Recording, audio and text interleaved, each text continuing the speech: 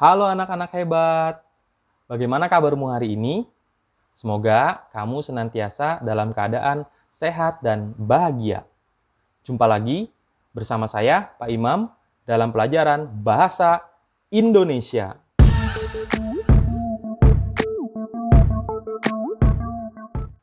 Baik, sebelum kita mulai belajar, alangkah baiknya kita berdoa menurut kepercayaan dan agama masing-masing. Berdoa, dipersilahkan.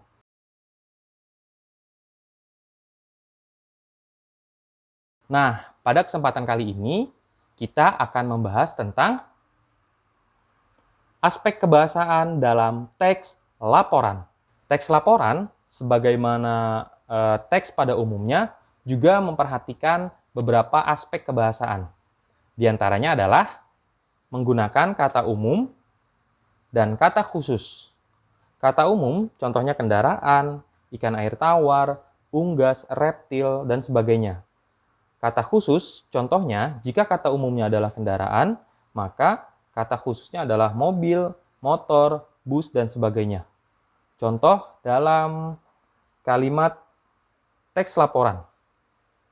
Burung termasuk dalam jenis unggas yang dapat terbang.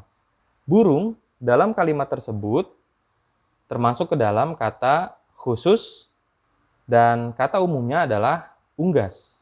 Aspek kebahasaan yang berikutnya adalah menggunakan kalimat aktif untuk menjelaskan proses. Kalimat aktif merupakan kalimat yang menggunakan kata kerja aktif, baik yang memerlukan objek atau verba transitif ataupun tidak memerlukan objek, atau verba tak transitif.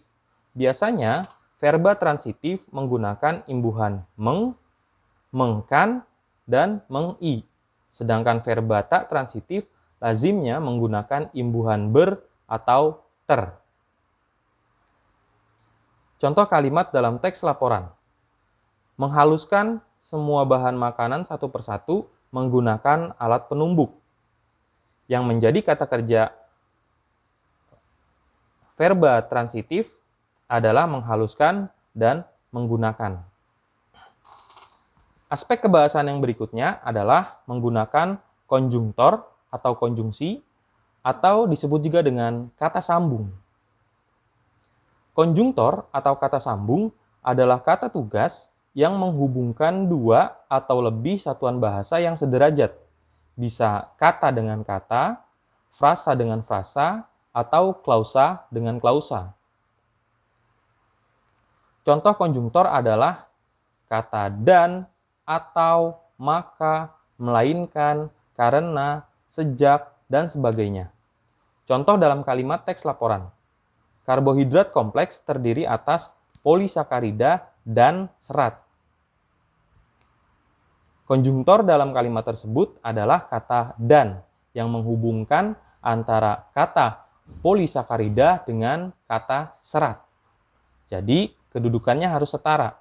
Kata dengan kata, frasa dengan frasa, frasa gabungan kata, atau klausa dengan klausa dalam sebuah kalimat. Selanjutnya adalah menggunakan ejaan bahasa Indonesia yang benar. Penggunaan ejaan meliputi penulisan huruf kapital, penggunaan tanda baca, penulisan unsur bahasa asing, dan sebagainya. Salah satu contoh penggunaan ejaan bahasa Indonesia adalah kaidah penulisan huruf kapital sebagai berikut. Sebetulnya ada 13 aturan penulisan huruf kapital pada PUEB atau Pedoman Umum Ejaan Bahasa Indonesia. Pada kesempatan ini, saya hanya membagikan beberapa saja. Yang pertama, huruf kapital dipakai sebagai huruf pertama pada awal kalimat. Jadi, setiap kalian membuat sebuah kalimat harus diawali dengan huruf kapital. Jangan huruf kecil. Yang kedua, huruf kapital dipakai sebagai huruf pertama unsur nama orang, termasuk julukan. Setiap kalian menuliskan nama orang, harus menggunakan huruf kapital di huruf awalnya. Contoh, saya sangat kagum terhadap Presiden Soekarno dan Habibie. Kata Soekarno dan Habibie harus menggunakan huruf awal kapital. Yang ketiga, huruf kapital dipakai sebagai huruf pertama setiap kata nama agama, kitab suci, dan Tuhan, termasuk sebutan dan kata ganti untuk Tuhan. Contoh, agama saya Islam, sedangkan teman saya Kristen. Kami berteman akrab dan damai. Saya membaca Al-Quran, sementara teman saya membaca Injil. Jadi, setiap unsur agama, seperti kata Islam, Kristen, Al-Quran, dan Injil, harus menggunakan huruf kapital. Yang berikutnya adalah huruf kapital dipakai sebagai huruf pertama nama bangsa, suku bangsa, dan bahasa. Contoh, saya orang Betawi, cukup fasih berbahasa Betawi dan Inggris. Teman saya orang Manado, sangat fasih berbahasa Manado dan Mandarin. Yang kelima, yaitu huruf kapital dipakai sebagai huruf pertama nama tahun, bulan, hari, dan hari besar atau hari raya. Contoh, saya pergi Minggu pagi di awal Februari dan kembali lagi ketika Idul Fitri. Penulisan hari Minggu, bulan Februari, dan hari raya Idul Fitri menggunakan huruf kapital pada huruf awalnya. Yang nomor 6, huruf kapital dipakai sebagai huruf pertama nama geografi seperti nama pasar, nama sungai, nama gedung, jalan, gunung, hutan, dan sebagainya. Contoh, rumah saya dekat Pasar Enjo, tidak jauh dari Masjid Al-Mawardiyah di Jalan Pisangan Lama 1. Nah, Pasar Enjo, kata Enjo-nya harus menggunakan huruf kapital karena itu adalah nama geografi. Begitu juga dengan nama masjid, nama bangunan, dan sebagainya. Termasuk nama jalan.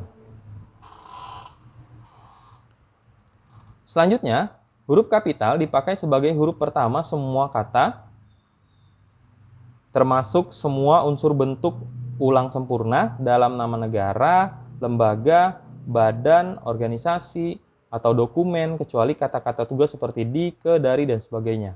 Contoh, Kementerian Pendidikan dan Kebudayaan. Ketika menulis nama lembaga Kementerian Pendidikan dan Kebudayaan, maka semua huruf awalnya adalah huruf kapital. Kecuali kata-kata tugas seperti di, ke, dari, yang, untuk, dan sebagainya.